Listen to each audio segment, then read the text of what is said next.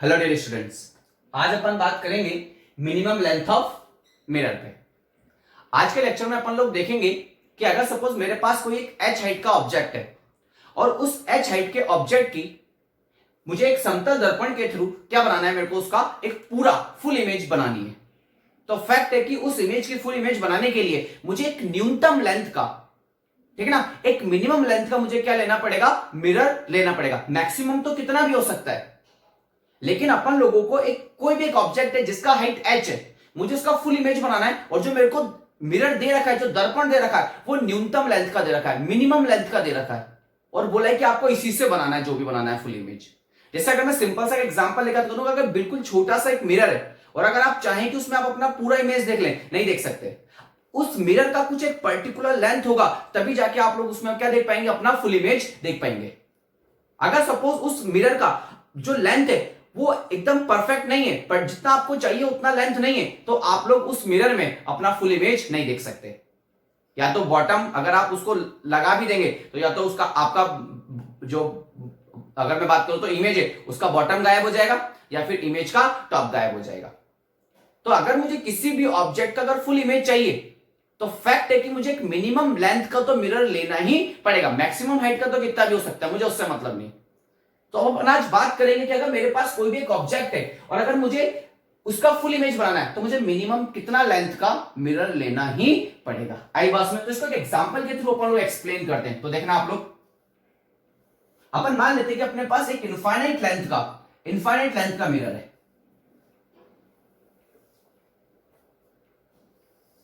एक infinite length का mirror है अपने पास इस तरीके से,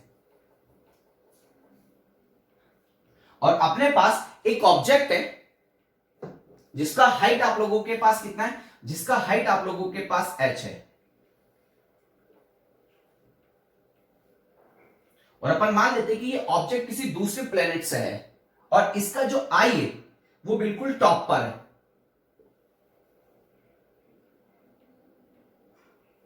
इसका जो आई है बिल्कुल कहां पर है, टॉप पर है। तो फैक्ट है कि अगर ये अपन लोगों के पास प्लेन मिरर है, अगर अपन लोगों के पास ये प्लेन मिरर है, तो फैक्ट है कि अगर यहां से यहां तक का डिस्टेंस अगर d है तो इमेज भी कितना डिस्टेंस पर ड्रॉ होगी, d डिस्टेंस पर ड्रॉ होगी कि नहीं होगी। तो देखना आप लोग, तो यहां पर कहीं पर इमेज बनेगी कि नहीं बनेगी, इस तरीके से। आई बात समझ में। अब ये तो इनफाइनाइट लेंथ का है, ये दूसरे प्लेनेट से है, दूसरे प्लेनेट पर जैसे अर्थ पर आया ये मिरर के सामने आके खड़ा हो गया, और जैसे मिरर के सामने आके खड़ा हुआ तो इसने अपना इमेज देखा तो इसको अच्छा लगा, लेकिन अभी इनफाइनाइट लेंथ के मिरर को तो नहीं ले जा सकता, ठीक है ना। इसने कहा, इसने सोचा कि क्यों ना मैं इसमें से एक छोटा सा पार्ट ले जाऊं ताकि अपने प्लेनेट पे जाके रख दूं, जब भी मेरी मर्जी होगी तब जाके मैं आसानी से अपनी इमेज क्या कर सकता हूं, उसमें देख सकता हूं। तब आप देखना कि वो किस तरीके से छोटा सा एक पार्ट इस इनफाइनाइट लेंथ, अब फैक्ट है इनफाइनाइट लेंथ में इसको पूरा दिख रहा है लेकिन इतना बड़ा मिरर लेके नहीं जा सकता, ठीक है ना, एक छोटा सा पार्ट लेके जा सकता है। तो अभी यहां पे कैलकुलेशन करेगा कि मैं कितना पार्ट लेके जाऊं ताकि वहां पे जब मैं मेरे प्लेनेट पे जाके इमेज को देखूं तो पूरी इमेज क्या हो जाए, पूरी की पूरी बन जाए। तो देखना आप लोग, फैक्ट है कि अगर मैं सिंपल सी बात करूं तो इसकी आई, अब आपको पता है कि कोई भी इमेज आपको क्यों दिखाई दे रही है, क्योंकि फैक्ट है कि टॉप से चलने वाली रे और बॉटम से चलने वाली रे, बीच की तो जितनी भी रेज है, अगर टॉप और बॉटम वाली रे आपकी आई में एंटर कर गई तो बीच की सारी तो वैसे एंटर कर जाएंगी ना आई में। तो अपन तो क्या करते हैं, एक रे को चलाते हैं टॉप से और एक रे को चलाते हैं कहां से, बॉटम से, और उनको रिफ्लेक्ट कर, आफ्टर रिफ्लेक्शन कहां पे पास कर दें, आई पर पास कर दें। तो ऐसी कंडीशन पे देखना, अब एक रे तो बिल्कुल एज इट इज सीधे चली जाएगी इस तरीके से, देखना आप लोग, एक रे तो बिल्कुल सीधे चली जाएगी इस तरीके से, ठीक, और रिफ्लेक्ट होकर वापस आ जाएगी। और एक रे को अपन कहां से स्टार्ट करें, बॉटम से, क्योंकि बॉटम के नीचे तो कुछ नहीं, सरफेस आ गया उसके बाद तो फैक्ट है एक रे इस तरीके से इधर जाएगी, एक रे इस तरीके से जाएगी और आफ्टर रिफ्लेक्शन वो कहां पे एंटर कर जाएगी, आई में एंटर कर जाएगी कि नहीं कर जाएगी, इस तरीके से। आगे बात में, अब फैक्ट है कि इस वाली रे को मैं इधर की तरफ पीछे बढ़ा दूं और इस वाली रे को मैं इस तरीके से इधर की तरफ पीछे बढ़ा दूं तो एक इमेज ड्रॉ जाएगी कि नहीं जाएगी आप लोगों के पास। अब आप देखो इसके बीच की जितनी भी रेज है वो सारी रिफ्लेक्ट होकर आई में जाएंगी कि नहीं जाएंगी। अब आप बहुत ध्यान से देखना, बॉटम से रिफ्लेक्ट हुई यहां से और टॉप से रिफ्लेक्ट हुई यहां से। तो ऐसी कंडीशन पर अगर मैं सिंपल सी बात करूं तो अब देखना, अब जो मेरे पास मिरर काम में आ रहा है यहाँ पे, वो केवल इतना ही तो मिरर काम में आ रहा है, बाकी का मिरर तो मेरे किसी काम का भी नहीं। देख लो आप लोग, क्यों, क्योंकि बाकी के मिरर पे तो रे इंसिडेंट ही हो रही है, तो मेरे पास केवल इतना ही सेक्शन मिरर का क्या आ रहा है, काम आ रहा है कि नहीं आ रहा है। देखो आप लोग, और मैंने एक सेक्शन को बोल दिया m और इस वाले को बोल दिया n। अब आप देखो उसको समझ में आ गया कि मुझे इनफाइनाइट लेंथ का मिरर लेके जाने की जरूरत नहीं है, मैं केवल इतना सा मिरर लेके चला जाऊंगा और मेरा काम इजीली क्या हो जाएगा और इजीली मैं अपनी इमेज क्या कर दूंगा, यहाँ पे ड्रॉ कर दूंगा। आ रही है बात सुने? तो आप बहुत ध्यान से देखना, ठीक। अब एक रे तो बिल्कुल एज इट इज ऐसे गई, रिफ्लेक्ट हो गया, आ गई, तो ये एंगल 90 डिग्री हो गया कि नहीं हो गया, ठीक। अब आप बहुत ध्यान से देखना, ये रे जा रही है और स्ट्राइक करके वापस आ रही है। ये टोटल हाइट कितना है, h। तो अगर मैं सिंपल सी बात करूं तो यहां पर अगर ये नॉर्मल है, अगर आप लोगों के पास ये नॉर्मल है, तो फैक्ट है कि यहां से यहां तक ये वाली जो हाइट होगी, ये आप लोगों के पास कितनी होगी, h/2 होगी कि नहीं होगी। अरे बस में ये वाली हाइट आप लोगों के पास कितनी होगी, h/2। तो फैक्ट है अगर ये अब h में से h/2 चला गया, तो यहां से यहां तक की ये लेंथ आप लोगों के पास कितनी होगी, यहां से यहां तक की ये लेंथ भी तो आप लोगों के पास h/2 होगी। अब आप देखो ये वाली लेंथ और ये लेंथ इक्वल है कि नहीं, तो फैक्ट है ये वाली लेंथ भी आप लोगों के पास एक तरीके से कितनी होगी, h/2 होगी। आ गई बात समझ में आप लोगों को? तो ऐसी कंडीशन पर उसको समझ में आ गया कि जो मेरे पास लेंथ ऑफ मिरर होगा वो कितना होगा, h/2। और h क्या है, h is height of object. h क्या है आप लोगों के पास, हाइट ऑफ ऑब्जेक्ट है। तो उसको समझ में आ गया कि जो भी मेरी लेंथ है उस लेंथ का आधा अगर मैं मिरर लेके चला जाऊंगा तो मेरी इमेज इजीली क्या हो जाएगी, ड्रॉ हो जाएगी। तो यहां पे पूरी की पूरी h लेंथ की इमेज बनी कि नहीं बनी आप लोगों के पास। तो अगर मुझे h हाइट का ऑब्जेक्ट देखना है, ठीक है ना, अगर h हाइट का मेरे पास ऑब्जेक्ट है और उसकी मुझे अगर पूरी इमेज बनानी है तो मुझे मिरर कितने लेंथ का लेना पड़ेगा, h/2 लेंथ का मिरर मुझे लेना ही पड़ेगा। अब आप बहुत ध्यान से देखना, अब ये भी देखना कि जो मिरर है, मिरर उसको मैं सरफेस से कितना हाइट पे रखूंगा तब जाके फुल इमेज बनेगी, h/2 हाइट पे रखूंगा। अरे बात समझे आप लोगों को कि इस मिरर को मैं सरफेस से कितना हाइट पे रखूंगा, h/2 हाइट पे रखूंगा तभी जाके फुल इमेज बनेगी। अब आप देखो अगर आपने इस मिरर को जरा सा भी नीचे कर दिया तो ये वाली रे सीधी निकल जाएगी, क्या रिफ्लेक्ट होके आएगी क्या। अगर जरा सा भी नीचे कर दिया तो टॉप वाली रे कभी रिफ्लेक्ट ही नहीं होगी, तो मिरर में टॉप एंड दिखना बंद हो गया। और अगर आपने इस मिरर को थोड़ा सा ऊपर कर दिया तो बॉटम से जो रे चल के आ रही है वो बिना रिफ्लेक्ट हुए सीधा निकल जाएगी, तो आप लोगों को बॉटम भी दिखना क्या हो जाएगा, बंद हो जाएगा। तो ये भी फैक्ट है कि आप अगर आपकी हाइट h है तो आपको h/2 लेंथ का मिरर तो लेना ही पड़ेगा, लेकिन उसको आप कहीं पर भी नहीं रख सकते, उसको आपको सरफेस से एक पर्टिकुलर हाइट पर रखोगे तभी जाके आप लोगों की फुल इमेज वहां पर नजर आएगी। तो ऐसी कंडीशन पर अगर h हाइट है तो मिरर मुझे कितना चाहिए, h/2, और उसको सरफेस से कितना हाइट पे रखना पड़ेगा, उसको भी मेरे को सरफेस से h/2 हाइट पे रखना ही पड़ेगा। आ रही है बात में? तो ऐसी कंडीशन पर अगर मैं सिंपल सी बात करूं, हाइट फ्रॉम सरफेस, तो वो हाइट फ्रॉम सरफेस मेरे पास एक तरीके से कितनी हो जाएगी, वो जाएगी मेरे पास h/2। तो इजीली वो क्या करेगा, यहां से h/2 लेंथ का मिरर काटेगा और लेके अपने प्लेनेट चला जाएगा। और ये इस तरीके का पर्सन है जिसकी आई बिल्कुल टॉप पर है, यहां पर है। आ रही है बात समझ में आप लोगों को? लेकिन अगर अपन लोगों के लिए बात करें तो अपनी आई तो टॉप पर नहीं होती, अपनी आई तो थोड़ा सा जो टॉप एंड होता है उससे थोड़ा सा नीचे होती है। तो ऐसी कंडीशन पे अपन लोगों को अगर अपनी फुल इमेज देखनी है तो कितने लेंथ का मिरर लेना पड़ेगा। अब अपन इस पे बात करते हैं बेटा। पहले तो ये बात समझ में आई कि नहीं आप लोगों को, ठीक। अब आप आगे देखना, पहले एक बार देखो इसको अच्छे से, ठीक। तो अपन इसको एक एग्जांपल के थ्रू क्या करते हैं, एक्सप्लेन करते हैं। तो देखना, अपन मानते हैं कि अपने पास एक इनफाइनाइट लेंथ का मिरर है, ठीक है ना, अनंत लंबाई का अपने पास एक समतल दर्पण है इस तरीके से।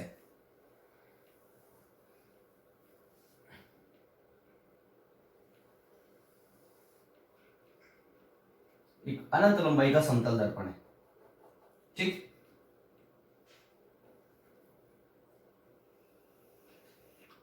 ठीक है, अब आप देखना इसके सामने एक ऑब्जेक्ट इस तरीके से, ठीक है ना, अपन में से कोई एक ऑब्जेक्ट यहां पे खड़ा हुआ है इस तरीके से, ठीक, जिसका टोटल लेंथ अपन लोगों को दे रखा है, टोटल लेंथ अपन लोगों के पास गिवन है 2 मीटर। इट मींस अगर मैं सिंपल से बात करूं तो 200 सेंटीमीटर, ठीक। और इसकी जो आई है, ठीक है ना, इसकी जो आई है, ठीक, वो अपन मान लेते हैं कि टॉप एंड से 20 सेंटीमीटर नीचे, कितना सेंटीमीटर नीचे, 20 सेंटीमीटर नीचे, ठीक। और बाकी का रिमेनिंग पार्ट अगर मैं बात करूं तो अब रिमेनिंग पार्ट कितना रह जाएगा आप लोगों के पास, 180 सेंटीमीटर रह जाएगा कि नहीं रह जाएगा। आगे बस में तो अब अपन लोगों को क्या करना है कि मेरे पास एक ऐसा ऑब्जेक्ट है जिसकी जो आई है वो टॉप एंड से 20 सेंटीमीटर नीचे। तो अब ऐसी कंडीशन पे अब अपन को क्या देखना कि अगर मेरे को इस ऑब्जेक्ट को अपनी पूरी में चाहिए तो मिनिमम कितने लेंथ का मिरर इसको चाहिए होगा। आगे बात समझ में आप लोगों को। तो फैक्ट है कि अगर मैं सिंपल सी बात करूं तो यहां से यहां तक का अगर डिस्टेंस आप लोगों के पास डी है तो फैक्ट है इमेज भी कितने डिस्टेंस पे जाके बननी है, डी डिस्टेंस पे जाके बननी है। एज इट इज किस हाइट की बननी है, एज इट इज जिस हाइट का ये, क्योंकि अपन को तो फुल इमेज देखनी है तो उसी हाइट की बनने की नहीं बननी है, एज इट इज ऐसी की ऐसी बननी है। आगे बात समझ आप लोगों को। अब आप बहुत ध्यान से देखना, ये आई है, आप लोगों को इमेज कब दिखाई देगी, जब रे रिफ्लेक्ट होके मिरर से वापस आई में आ जाए तो अपन लोगों को इमेज दिखाई देगी। तो देखना अब अपन क्या करेंगे, एक रे को तो अपन टॉप एंड से रिफ्लेक्ट कर दें इस तरीके से। देखना अब आप लोग इस तरीके से रिफ्लेक्ट कर दें टॉप एंड से, और ये रिफ्लेक्ट होकर कहां पे जाएगी, सीधे आई में जाएगी कि नहीं जाएगी। तो देखना अब आप लोग थोड़ा ध्यान से,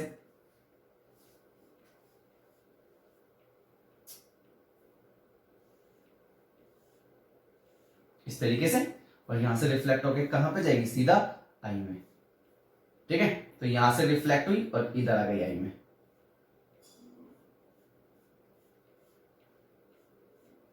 आई बात समझ में आप लोगों को। और एक रे रिफ्लेक्ट होके कहां से रिफ्लेक्ट होगी, बॉटम से। देखो अगर टॉप एंड से एक रे चली और रिफ्लेक्ट होके आई में आ गई तो टॉप एंड दिख गया, और एज इट इज एक रे बॉटम से चली, कहां से चली, बॉटम से चली, और रिफ्लेक्ट होके कहां पर आ जाए, आई में आ जाए, तो अपन लोगों को फुल इमेज दिखेगी कि नहीं दिखेगी। तो देखना आप लोग, अपन को बॉटम दिखेगा कि नहीं दिखेगा। तो एज इट इज यहां पे गई और रिफ्लेक्ट होके अब वो यहां पर आ गई इस तरीके से।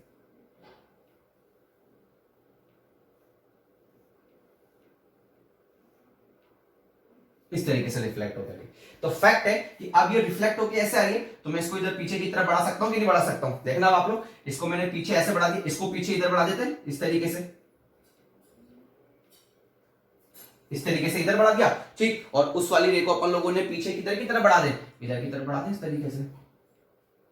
इस तरीके से फुल इमेज बनेगी कि नहीं बनेगी। अब आप देखना, अब आप लोग खुद देखो यहां पर कि आप लोगों को टॉप एंड भी दिख गया, बॉटम एंड भी दिख गया। अब देखना, अब रे यहां पे इंसिडेंट हुई और यहां पर इंसिडेंट हुई। अब बात खुद देख लो आप लोग, मुझे केवल इतने ही मिरर की तो रिक्वायरमेंट है कि टॉप एंड ये हो गया और बॉटम एंड वाला मिरर मेरे पास यहां पर हो गया। तो ऐसी कंडीशन पे मुझे केवल इतने ही मिरर की तो रिक्वायरमेंट है, बाकी मिरर की तो मुझे जरूरत भी नहीं है। क्यों? क्योंकि अब आप देखना, टॉप एंड से रे रिफ्लेक्ट होकर आ गई, अब इसके नीचे जितनी भी रेज होंगी रिफ्लेक्ट होकर ऑटोमेटिकली आई में आएगी। बॉटम एंड से रे रिफ्लेक्ट होकर आ गई, तो फैक्ट है इस बीच में जितनी भी होंगी रिफ्लेक्ट होकर आएंगी कि नहीं आएंगी आप लोगों के पास। आई बात समझ में? अब आपको ध्यान से देखना, ठीक। तो फैक्ट है कि रे रिफ्लेक्ट होकर गई, तो अगर मैं बात करूं तो ये एक तरीके से क्या हो जाएगा, इस तरीके से। तो अगर ये एंगल आप लोगों के पास θ1 है तो ये एंगल भी θ1 होगा कि नहीं होगा। तो फैक्ट है ये वाला डिस्टेंस और ये वाला डिस्टेंस कितना होगा, इक्वल होगा।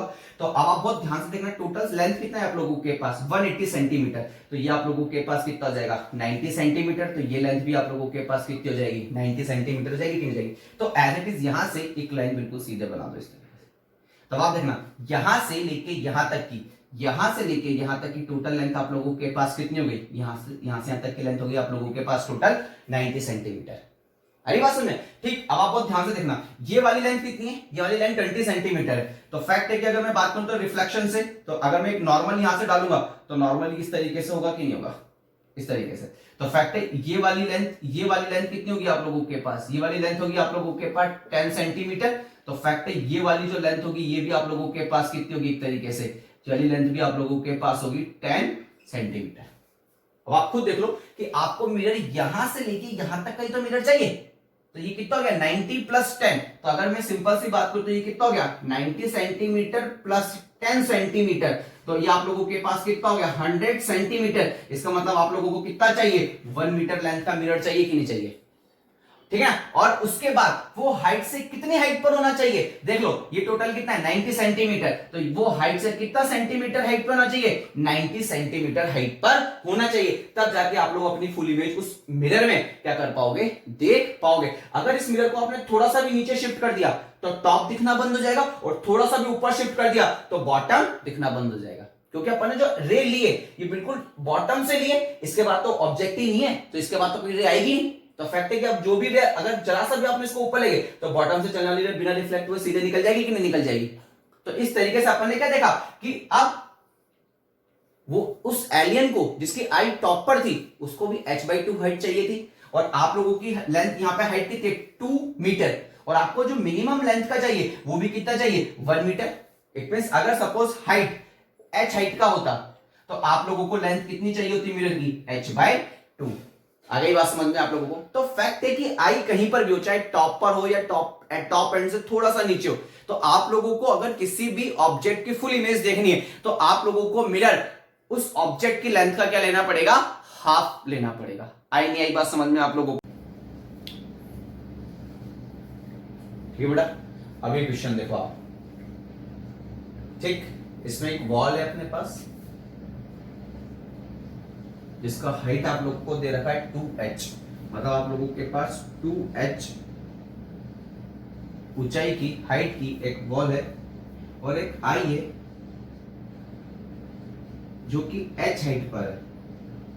तो आपको बताना है कि ये मेरे पास एक इनफाइनाइट लेंथ का मिरर है तो मुझे एक तरीके से मिनिमम लेंथ फाइंड आउट करना है मिरर का। ठीक है ना, मेरे को पता करना है कि वो मिनिमम लेंथ क्या होगा कि इस वॉल की फुल इमेज कहां पर बन जाए, यहां पर बन जाए। आगे बात समझ में आप लोगों को। तो ऐसी कंडीशन पे अब आपको ध्यान से देखना। ठीक, अगर ये वाला डिस्टेंस x है, ये वाला डिस्टेंस x है, ठीक, तो फैक्ट है कि जो इमेज आप अपन लोगों की बनेगी वो कहां पर बनेगी, as it is 2x distance पर बनेगी कि नहीं बनेगी, और इस तरीके से बनेगी। और इसका हाइट भी अपन लोगों के पास एक तरीके से कितना होगा 2h और ये इमेज एज इट इज ऐसी कैसी बनेगी। अब अपन को इमेज बनाना है तो फैक्ट है एक रे तो यहां से चल के जाएगी और आई में एंटर करेगी इस तरीके से।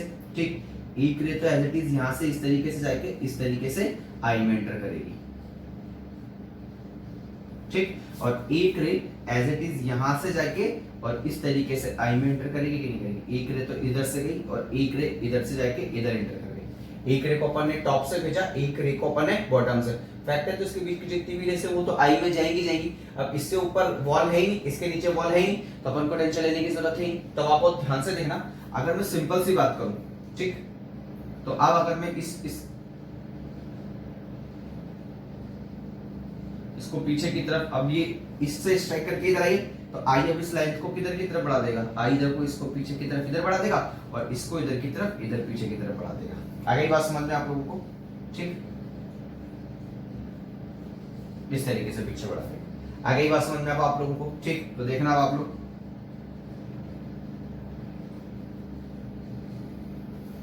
h हाइट पर है ना, h हाइट, तो फैक्ट है कि ये वाली हाइट भी कितनी हो जाएगी आप लोगों के पास h, तो ये वाली हाइट भी आप लोगों के पास कितनी हो जाएगी h।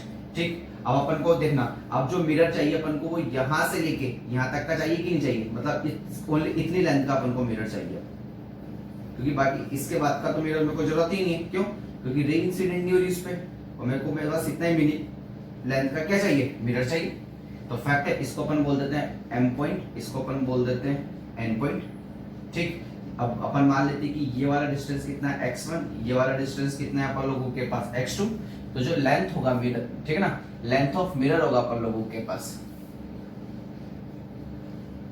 लेंथ ऑफ मिरर होगा वो कितना हो जाएगा x1 प्लस x2 हो जाएगा कि नहीं हो जाएगा अपन लोगों के पास।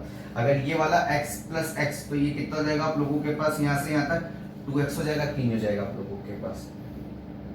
आगे बात समझ में। ठीक, ये m हो गया और इसके इस वाले मिड पॉइंट को, इस मिड पॉइंट को अपन बोल देते हैं यहाँ पर e डैश और इस वाले मिड पॉइंट को अपन बोल देते हैं e double dash.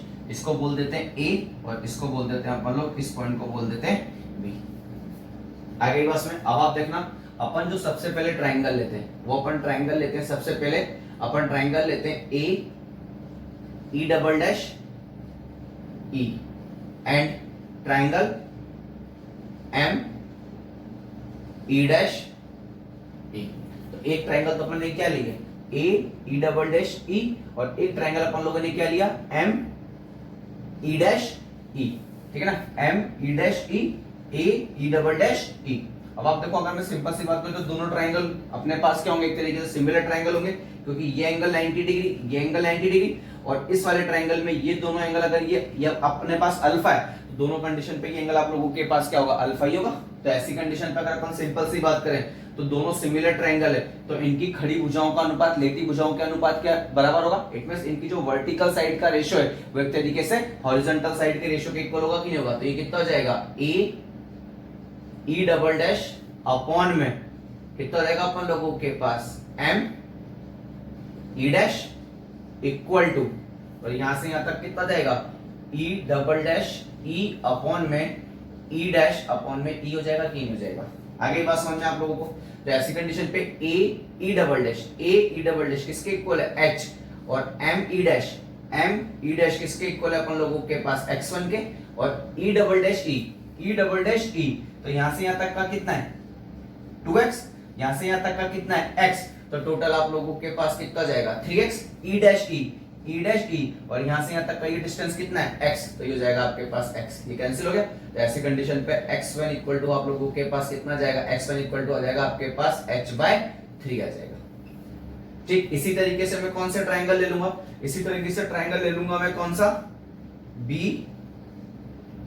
E double dash E and triangle N E dash E ले लूंगा। अब आप देखो एज इट इज ये लेंथ भी है, ये लेंथ भी है, तो फैक्ट है कि अगर मैं बिना किसी टेंशन की बात करूं तो जो x2 की वैल्यू आएगी सिमिलर करके लिख दूंगा, h/3 आएगी कि नहीं आएगी मेरे पास। ये वाली जो लेंथ आएगी ये भी मेरे पास कितनी आएगी h/3, तो अब ये वाली लेंथ भी हो गई मेरे पास h/3, ये वाली लेंथ भी हो गई मेरे पास h/3, तो ये मेरे पास टोटल कितना जाएगा h/3 plus h/3 equal to मेरे पास कितना जाएगा 2h/3 हो जाएगा। आगे बात समझ में आप लोगों को। देखो ठीक, तो अब आप मुझे ये बताओ, आप लोग ही करोगे ये क्वेश्चन कि इस मिरर को ठीक है ना, यहां से यहां तक का ये जो लेंथ है, ठीक है ना, इसको मैं मान लेता हूं कि ये जो लेंथ है मेरे पास, ये लेंथ है मेरे पास l, तो आपको बताना है कि इस l की वैल्यू कितनी होनी चाहिए, मतलब इस मिरर को मैं सरफेस से कितना हाइट पे लगाऊंगा, ये l आप लोग मुझे कैलकुलेट करके बताएंगे। आ गई बात समझ में, जल्दी से देखो एक बार इसको।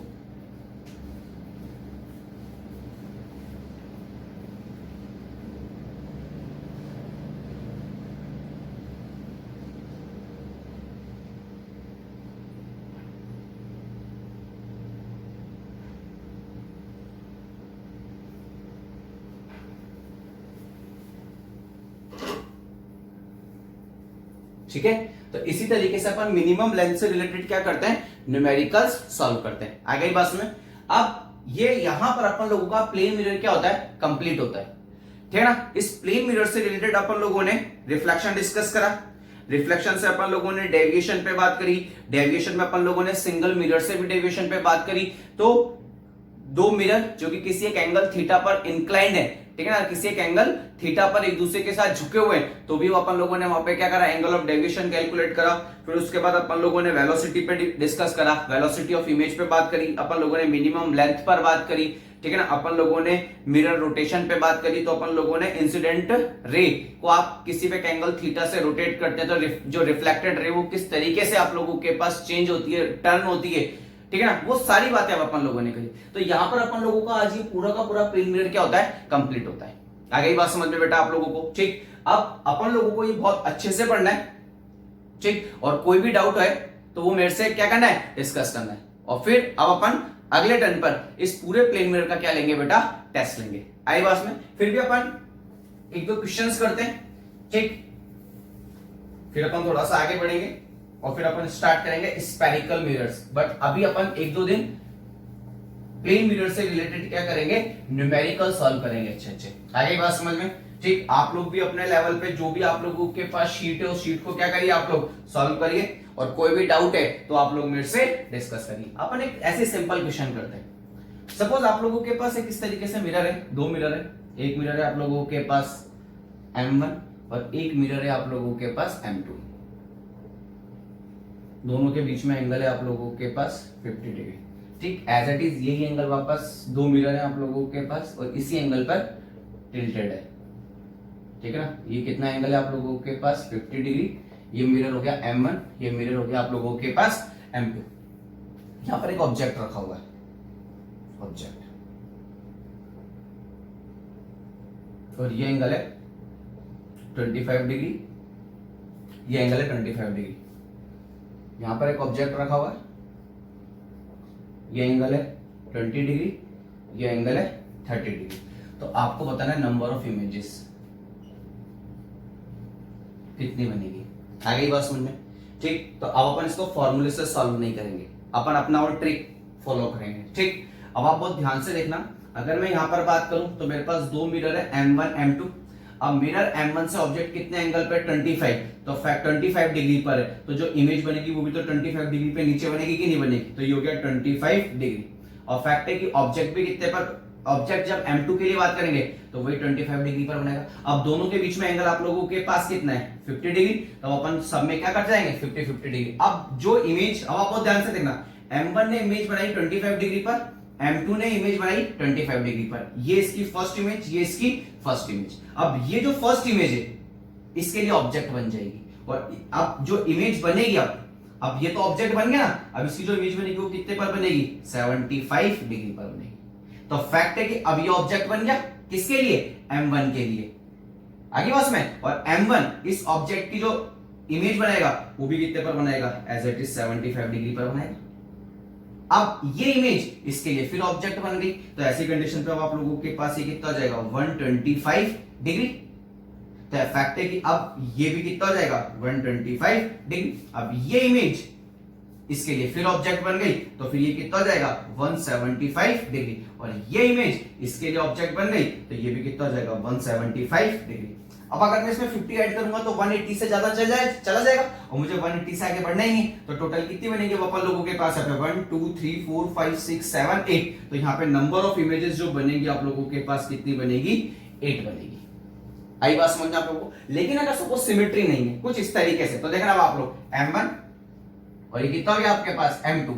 अब M1 से कितने डिग्री का एंगल है 20, तो इमेज भी 20 डिग्री के एंगल पे बनेगी, ये बन गई 20 डिग्री के एंगल पे। तो फैक्ट है M2 से 30 डिग्री, तो इमेज भी कितने पर बनेगी 30 डिग्री। अब ये इमेज इसके लिए ऑब्जेक्ट बन गई, तो अब दोनों के बीच में एंगल आप लोगों के पास कितना है 50 डिग्री। तो फैक्ट है कि अब मैं क्या करूंगा, इसमें 50 ऐड कर दूंगा तो ये कितना हो जाएगा 70 डिग्री, इसमें 50 ऐड करूंगा तो ये कितना हो जाएगा 80 डिग्री। तो ये दो इमेज फिर बन गई। अब ये इमेज इसके लिए ऑब्जेक्ट, ये इमेज इसके लिए ऑब्जेक्ट, तो ये कितना हो जाएगा आप लोगों के पास एक तरीके से, अगर मैं इसमें 50 ऐड करूंगा तो ये मेरे पास हो जाएगा 130 डिग्री, और ये मेरे पास एक तरीके से कितना हो जाएगा 120 डिग्री। फिर इसमें 50 ऐड करूंगा तो ये हो जाएगा 170 डिग्री, और इसमें 50 ऐड करूंगा तो ये हो जाएगा 180 डिग्री। मतलब इमेज नहीं बनेगी 180 या 180 से ज्यादा पर अपन को पता है कि जो प्लेन मिरर है वो इमेज नहीं बना पाएगा। तो ऐसी कंडीशन पे आपके पास कितनी इमेज बनी 1 2 3 4 5 6 7। तो यहाँ पे टोटल नंबर ऑफ इमेजेस आप लोगों के पास कितनी बनेगी 7। तो जब भी अपन को क्वेश्चंस दे तो बेटा बहुत ध्यान से देखना कि वो सिमेट्री पे बात कर रहा है या सिमेट्री पे बात नहीं कर रहा है, क्योंकि सिमेट्री और असिमेट्री आते ही आप देख लो आंसर चेंज हो गए दोनों पे। अरे बस में ये चीज आप लोगों को बहुत ध्यान से देखनी है कि क्वेश्चन करते वक्त आप लोगों को पता होना चाहिए कि सिमेट्री है या नहीं है, और अगर है तो बहुत ध्यान से आपको क्वेश्चन सॉल्व करना पड़ेगा, क्योंकि सिमेट्री और असिमेट्री होते ही आप देख लो आंसर चेंज हो जाएंगे सारे के सारे। अरे बस में देखो एक बार इसको जल्दी से,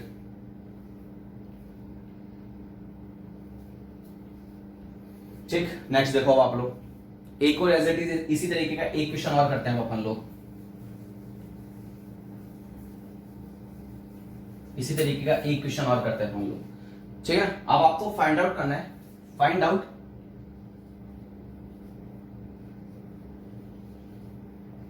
स्पीड ऑफ इमेज, ठीक। इस तरीके से आप लोगों के पास एक मिरर है और एक ऑब्जेक्ट यहां पर है, ठीक। ऑब्जेक्ट का वेलोसिटी कितना है 0, ठीक है। और अगर मैं बात करूं सिंपल सी, तो ये नॉर्मल ले लेते हैं इधर की तरफ इस तरीके से, ठीक। और ऑब्जेक्ट मिरर किस तरीके से इधर की तरफ मूव कर रहा है, और वेलोसिटी ऑफ मिरर कितना है आप लोगों के पास v, और ये एंगल आप लोगों के पास कितना है थीटा है, ठीक। तो आपको बताना है कि वेलोसिटी ऑफ इमेज कितनी होगी। सबसे पहले तो अपन वो बात करते हैं कि पहले तो बताओ कि इस ऑब्जेक्ट की इमेज बनेगी कि नहीं बनेगी। बनेगी क्या? बनेगी। क्यों?